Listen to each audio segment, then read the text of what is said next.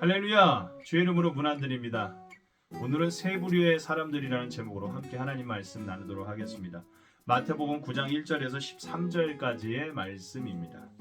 예수께서 배에 오르사 건너가 본 동네에 이르시니 침상에 누운 중풍병자들을 사람들이 데리고 오거늘 예수께서 그들의 믿음을 보시고 중풍병자에게 이르시되 작은 자야 안심하라 내 죄 사함을 받았느니라.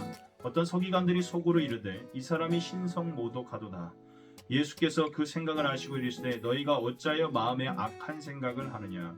내 죄 사함을 받았느냐 하는 말과 일어나 걸어가라 하는 말 중에 어느 것이 쉽겠느냐. 그러나 인자가 세상에서 죄를 사하는 권능이 있는 줄을 너희로 알게 하려 하노라 하시고 중풍병자에게 말씀하시되 일어나 내 침상을 가지고 집으로 가라 하시니 그가 일어나 집으로 돌아가거늘 무리가 보고 두려워하며 이런 권능을 사람에게 주신 하나님께 영광을 돌리니라.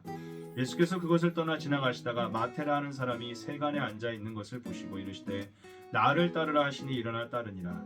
예수께서 마태의 집에서 앉아 음식을 잡수실 때 많은 세리와 죄인들이 와서 예수와 그의 제자들과 함께 앉았더니 바리새인들이 보고 그의 제자들에게 이르시되 어찌하여 너희 선생은 세리와 죄인을 함께 잡수시느냐. 예수께서 들으시고 이르시되 건강한 자에게는 의사가 쓸데없고 병든 자에게라야 쓸데있느니라.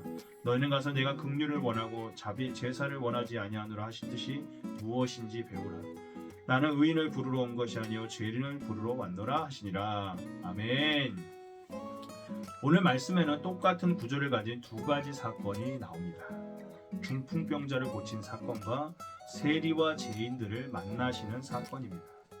이 두 가지 이야기는 서로 다른 이야기이지만 그 핵심 메시지는 동일합니다. 이 메시지를 이해하기 위해서는 두 사건의 공통적으로 나오는 세 부류의 사람을 살펴볼 필요가 있습니다.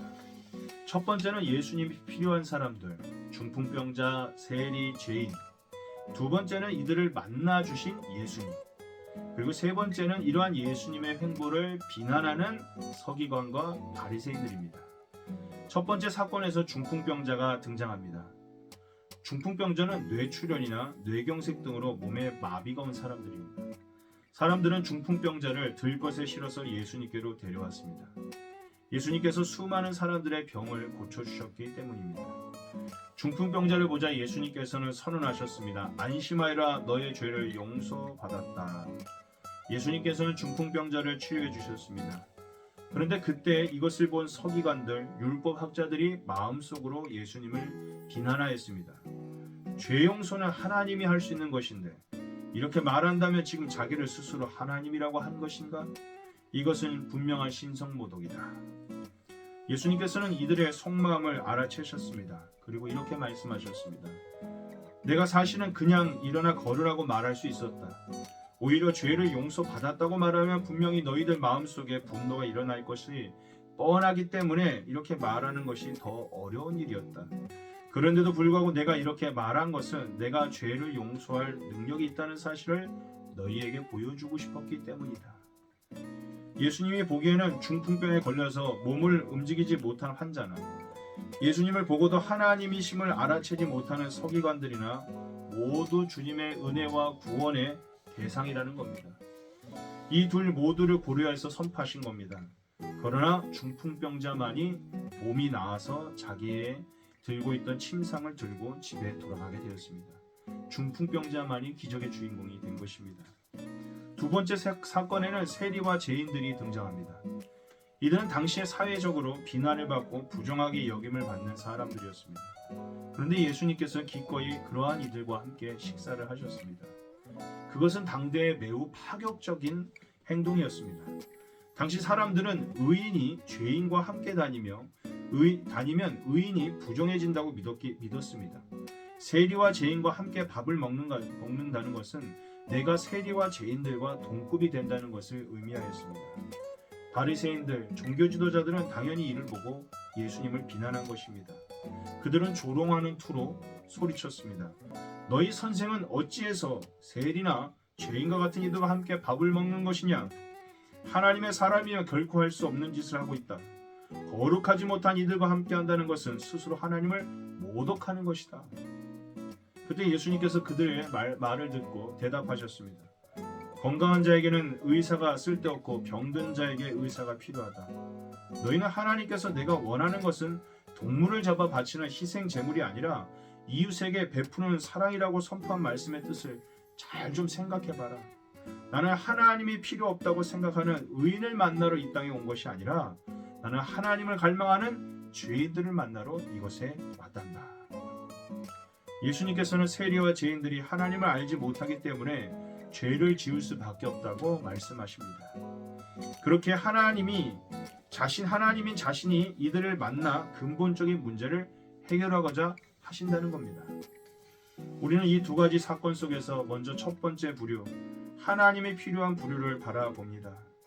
우리는 중풍병자와 세리와 죄인을 보며 우리 자신의 연약함을 돌아보게 됩니다. 몸을 못 움직여서 몸의 자유를 얻지 못하던 중풍병자처럼 우리는 우리의 연약함에 매여 주님이 주시는 참된 자유를 얻지 못하고 살아갈 때가 참 많이 있습니다. 하나님을 알지 못하기에 자신의 욕망과 탐욕을 채우며 살던 세리와 죄인들처럼 우리 역시 하나님을 알지 못해 매 순간 자기 자신에게만 집중하며 살아가지는 않는지를 돌아보기 원합니다. 부디 오늘 말씀을 통해 우리는 예수님을 만나야 하는 이들이 따로 있는 것이 아니라 그 세리와 죄인들과 중풍병 걸린 주님이 필요한 사람이 바로 나 자신임을 깨달아 알기를 소망합니다. 어떤 자리에 있든지 우리가 주님을 찾고 갈망하는 그런 사람들이 되기를 원합니다. 그래서 주님의 기적이 나의 기적이 되고 주님의 은혜가 나의 은혜가 되어서 기적의 구경꾼이 아니라 기적의 주인공이 될 수 있는 진정한 구원을 얻으며 참된 하나님의 나라를 경험하는 평화와 은혜가 있는 삶이 되기를 소망합니다. 또한 예수님을 거절한 이들을 바라봅니다. 당시 사회에서 서기관과 바리새인들은 악한 이들은 아니었습니다. 오히려 그 사회의 통념상 사회적으로 존경받는 인물들이었습니다.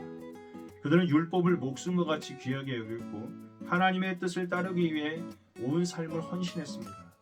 그러나 그들은 정작 하나님이신 예수님께서 이 땅에 오셨을 때 하나님의 아들을 알아보지 못했습니다. 왜 그들은 하나님에 대해서 그렇게 연구하며 하나님을 신실하게 믿는다고 했는데 예수님을 알아보지 못했을까요? 그것은 그들의 마음에 사랑의 마음을 잃어버렸기 때문입니다.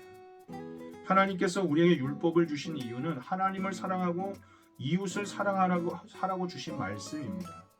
그러나 그들은 그 율법의 참된 의미보다 율법의 조항에 매인 나머지 그 의미와 뜻을 잃어버리고 만 것입니다.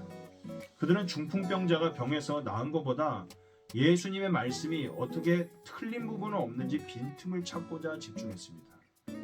예수님의 말씀보다 예수님의 행하심보다 하나님의 뜻보다 계속해서 자신들의 뭔가 생각과 뭔가 그들의 욕심과 뜻을 관찰시키고 싶었던 겁니다. 그들은 세리와 죄인들이 참된 기쁨을 찾는 것보다 예수님의 태도에 문제가 없는지를 집중했습니다. 다른 이들의 고난과 고통에 무감각해진 상태, 사랑이 없는 냉랭한 마음, 이것이 이웃을 바라보는 것보다 자기 신앙 윤리와 자기 아집과 자기의에 빠져서 뭔가 자기들에게 더 중요한 무엇인가의 기준에 빠져서 결국 예수님을 외면하고 만 것입니다. 오늘 말씀을 우리가 깊이 묵상하며 적어도 우리가 서기관과 바리새인들처럼 열심은 있으나 사랑이 없는 자, 자기의에 빠져서 남에게 자신의 잣대를 갖다 대며 남을 정죄하는 그러한 인생이 되지 않기를 소망합니다. 오늘 하루도 중풍병자 같은 나, 세리와 죄인 같은 허물 많고 죄 많은 나를 겸손히 주님 앞에 돌아보며 주여 은혜 없으면 내가 살 수 없습니다.